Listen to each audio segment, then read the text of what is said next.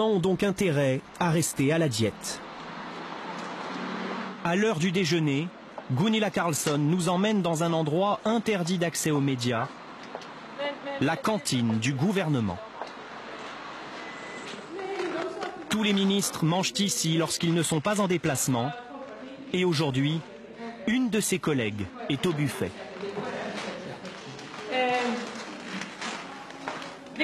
Voici notre ministre des Affaires européennes.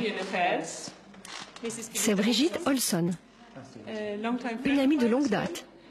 On a travaillé ensemble au Parlement. Où sommes-nous exactement? C'est la salle à manger des ministres, et seulement des ministres.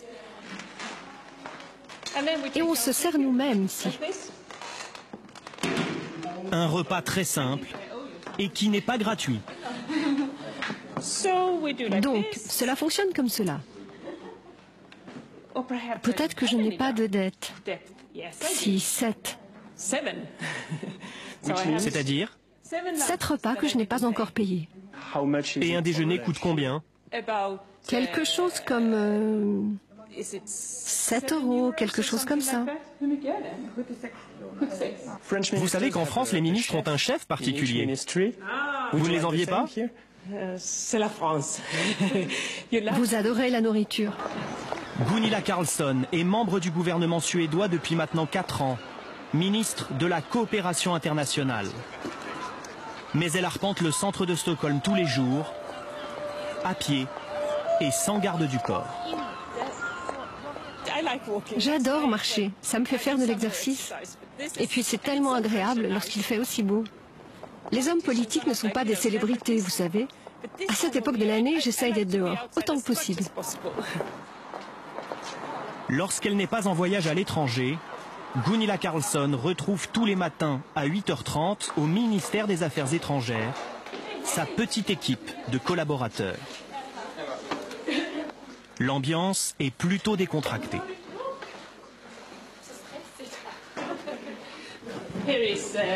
Voici Hans, l'un de mes conseillers. Brigitte, elle s'occupe de mon agenda politique. Et voilà ma salle de conférence. C'est très modeste. Oui, c'est une salle de travail. Notre cuisine. Et voilà le bureau d'Anne-Sophie, ma directrice de cabinet. 10 collaborateurs au total qui composent une équipe volontairement réduite, quand en France, n'importe quel secrétaire d'État est entouré au minimum d'une trentaine de personnes. Notre Premier ministre a été très clair. On ne doit pas avoir trop de personnel. On peut faire les photocopies nous-mêmes. Et si j'avais plus de conseillers politiques, ça montrerait aux gens que j'ai un peu perdu le sens des réalités. La démesure, pas vraiment le genre de la maison et de Gunilla Carlsson. Vous faites votre vaisselle? Oui, et je bois l'eau du robinet. Elle est très bonne, vous savez. Elle vient de Stockholm.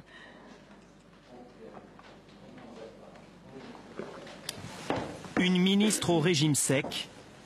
Il n'y a que dans son bureau qu'elle se permet quelques petits plaisirs personnels. Voilà mon bureau. Je l'aime beaucoup. Je passe énormément de temps ici. C'est pourquoi je voulais des couleurs vives et de la lumière. Un canapé bon marché, une télévision qui n'a rien d'un écran géant. Vous ne pouviez pas acheter des meubles trop chers? Non, j'avais des idées et le décorateur m'a dit ce qui était possible. En fait, j'ai hérité de ces canapés du ministre des Finances et on les a rénovés un petit peu. Un mobilier d'occasion, quelques centaines d'euros de dépenses seulement. Un bureau fonctionnel comme à la maison. Et regardez, pour ranger mes livres, je fais tout moi-même sur ces étagères. Comme ça, je ne suis pas perdue. Aucun avantage particulier, la ministre est soumise aux mêmes règles que tous les fonctionnaires. Ça, c'est mon téléphone personnel, avec ma fille et son cheval en fond d'écran. Et ça, c'est mon téléphone professionnel. Vous ne pouvez pas l'utiliser pour un appel privé? Non. Ça arrive. Et je pense que les gens comprennent que cela puisse arriver, par erreur. Mais j'essaye vraiment d'éviter. La crainte d'être réprimandé, car en Suède, on ne badine pas avec l'argent public. Voici le buffet, on ne peut plus sobre, qui attend cette délégation des Nations Unies. Mais si le gouvernement suédois chasse le superflu dans les bureaux de ses ministères, il consacre dans le même temps 1% de son PIB à l'aide internationale. C'est bien plus que la France et les autres pays européens. Pendant la réunion, le staff de la ministre prépare son prochain déplacement au Luxembourg. J'ai regardé quelques vols. Gunilla peut partir de Stockholm à 16h15 et elle arrive à Francfort, puis de Francfort à Luxembourg. Même pour les voyages officiels, la ligne de crédit de la ministre est limitée. La ministre doit prendre des vols en classe économique pour l'Europe. Et on réserve la classe affaires uniquement pour les vols supérieurs à 3h30, comme l'Afrique par exemple. Et pour les hôtels? Oui, même chose. Pour la ministre, on réservera toujours une chambre standard, jamais une chambre trop luxueuse. Inconcevable de voler sur un jet privé ou de dormir dans un palace, comme cela peut arriver aux politiques français. Le train de vie d'un ministre. Mais aujourd'hui, Gunilla Carlsson est privilégiée. Pour son déjeuner de travail prévu de longue date, elle a droit à une salle à manger particulière avec ses invités. Et si la nourriture est la même qu'à la cantine, il y a tout de même une différence. C'est un repas gratuit, un déjeuner de travail, donc on ne le paye pas. Et comme vous le voyez, de la bière sans alcool. On boit très rarement du vin durant la journée. Aucun privilège pour les ministres.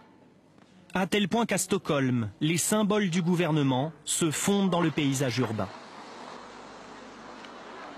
Ici, le ministère de l'économie surplombe les boutiques de souvenirs. Un peu plus loin, le ministère de l'éducation, au-dessus d'une supérette. Une simplicité qui imprègne aussi les rapports humains.